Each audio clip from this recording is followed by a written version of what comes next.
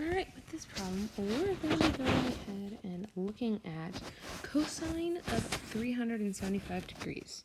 Now, you don't typically see 375 degrees on your unit circle, so we're going to want to look at a couple values around 375 that we can use a normal common angle that we deal with. Now, you may be thinking 360. However, 360 plus 15 is 375, and 15 is not a common angle.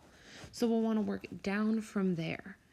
Now, if you think about right under that, right under 360 is 330. Well, 330 plus 45 is 375.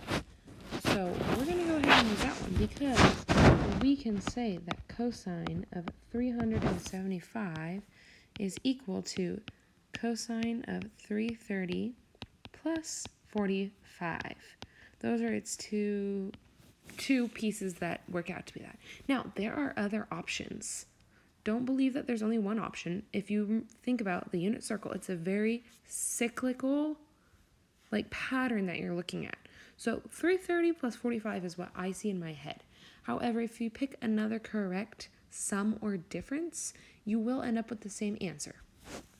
So just remember that when you go to do the homework, if you're checking in the answer keys, that the steps to there may not be identical, but the answer may work because it's possible there's more than one way. All right, since we're using the cosine sum identity, that would give us cosine of 330 times cosine of 45 minus sine 330 sine 330 times sine 45. Now looking at those four values on the unit circle, cosine at 330 degrees is going to be root 3 over 2, and cosine at 45 is root 2 over 2. We're subtracting it by sine at 330 degrees, which is a negative 1/2, 405 minus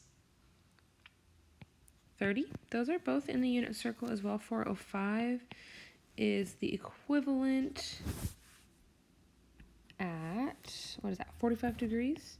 That's a 45 degree mark and 30 is there, so those both work.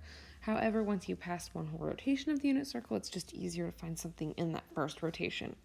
All right, so hopefully that one made sense.